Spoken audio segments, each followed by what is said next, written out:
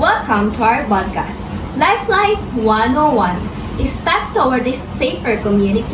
I am Pitzalica Pigel Badores. And I am lovely Laribel U. De La Rosa. Today, we'll dive into something that not just a skill, it's a responsibility. It's a first aid. Emergencies can happen anywhere, on the road, at the school, at home, or even when we least expected it. And in those critical moments, being prepared is everything. And this is why our podcast is connected to SDG number 3, good health and well-being. It's not just a global goal, it's a call for action to make sure everyone can live healthier and safer And lives. here's where it gets exciting. SDG 3 also connects to STEM. To help us understand how first aid works, in real life, we invited a professional medical expert to share practical knowledge with us. First aid is immediate help.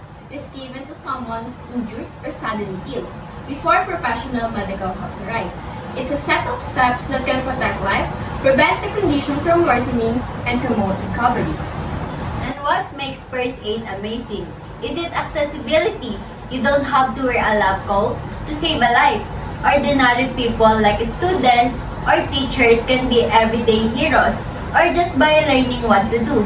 Our research focuses on first aid knowledge because it emphasizes awareness, preparedness, and quick responses, skills that matter most during emergencies. School and communities become safer when more people knows the basic step but powerful steps. And now, we are going to call our resident doctor, Dr. Natalie Angel A. Agarao.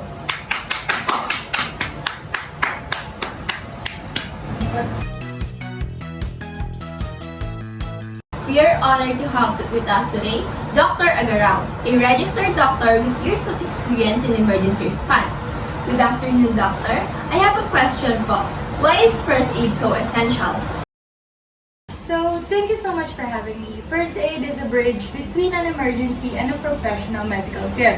The first few minutes after an accident or a medical situation are the most critical.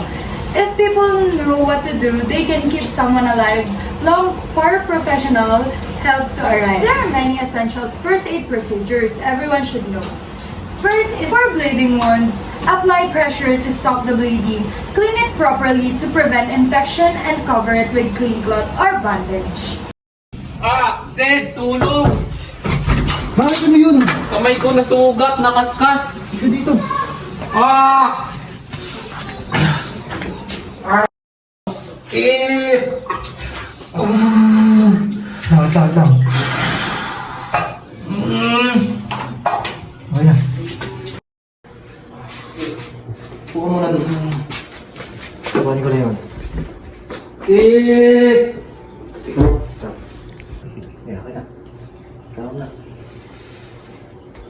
Sakit pa ba? Sobra, nakaskas eh. Saan mo ba na ano to? Dun sa nadapa ako, pumaskas doon sa bato. Sakit eh. Ito na.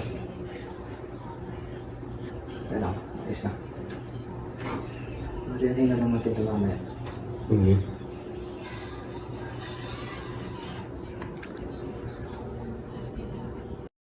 For fainting, lay the person flat on their back, loosen tight clothing, and elevate their legs slightly to help the blood flow to the brain.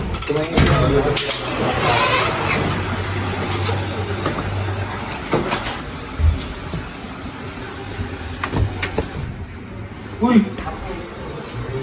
Uy! Nangyari sa'yo, pre? Hello, pre. Daan-daan lang, pre. Diretso mo yung likod mo. Hindi ka malalim, pre. Ano, pre? Kailangan ko i-angat yung paa mo para umangat yung dugo mo. Ayan. Kita ko yung damit mo. Lumabas ka kasi, pre. Ang init eh. Tapos nagpa-aircon ka. Then next is for burns. To cool the burn, under the running water, do the 10 minutes and do not use toothpaste or any oil. Then cover it loosely with a clean glove. Zed! Tulungan mo dito, napasok ako, pre. Ay, bakit ka ba dyan? Meron, pre. Wala, ako nasa kulong. Pre, pre. Tawahin na natin. Wait. Wala. Okay na. Hindi na lang natin. Sa'yo, pupunta na.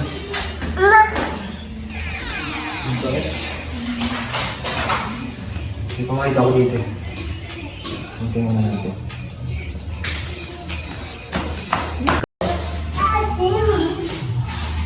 Di bang ginagawa mo? Kasi ba't natakot yun?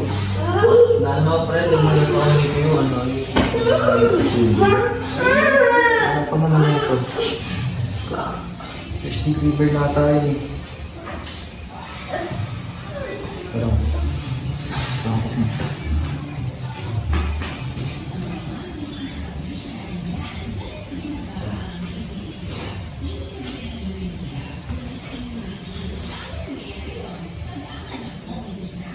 Ayun, pacheck na lang natin. For choking, if the person can't breathe or speak, perform the Heimlich maneuver or back blows to clear their airway. Uy, yun yan. Uy, pengi ako. Ayoko, ito na lang kinakain ko eh. Damat ito, oh.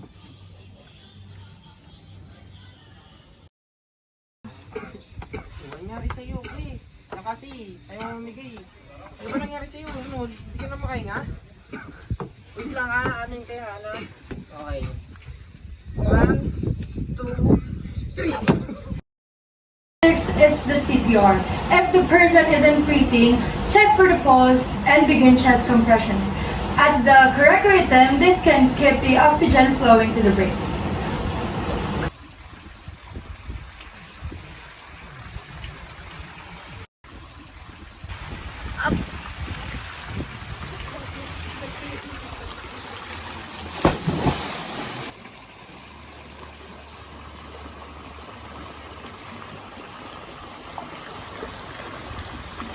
Nilunod na, tol.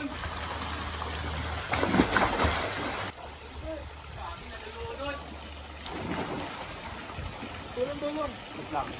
Ayun ko, tara. Wow.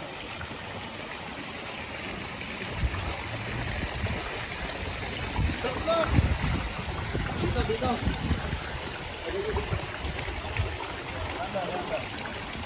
Baka lalain mo pa.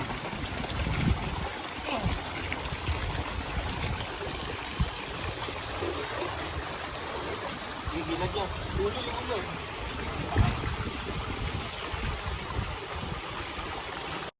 Next pulse.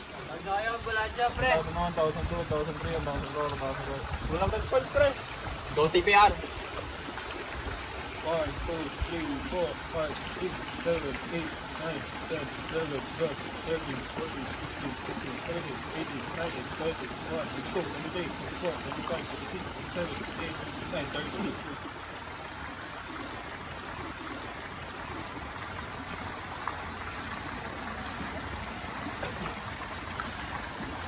Okay ka lang? Okay lang, pre. Paupuin muna natin. Paupuin muna.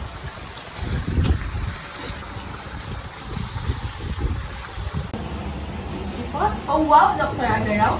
Those are wonderful steps that can save lives. And that is incredible. Just imagine how many lives could be saved if more people learn even those steps. So, kung marami tayong may alam, madaming masasave na life. Exactly. But first aid doesn't replace professional care. It supports it. You became the first responder who keeps the patient stable until the doctors and nurses take over. And that role is just as important. Thank you so much for all those information about first aid, Dr. Agaraw. Those information would surely save lives. You're welcome. It's for the sake of our fellow Filipinos. Thank you, Doc. Applying STEM principles makes first aid even more powerful. Science helps us understand how the human body works, so we know what step to take in emergencies. Engineering gave us the tools from medical kits to help monitoring devices that makes quick responses possible. For mathematics, it guides us in timing for CPR, counting pulse rates, or measuring vital signs, small details that can save a life. And our technology Technology that brings innovation like emergency apps, alert system, or wearable device that speed up how we respond during emergencies. STEM doesn't just stay in the classroom. It goes out into the real world to protect lives and make our community safer. So we call on everyone, students, teachers, parents, and communities to learn first aid.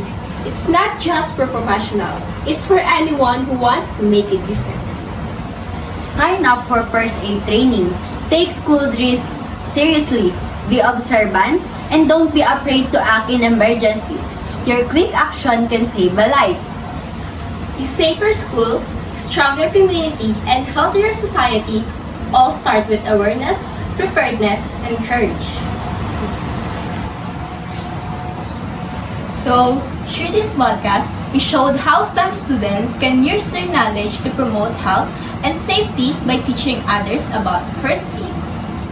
We learn from a medical professional, we practice how to respond, and we show how STEM principles play a role in real emergencies. Yes, first aid is more than just a skill. It's a lifeline, and each of us has the power to be that lifeline. So, let's learn, let's act, and let's save lives.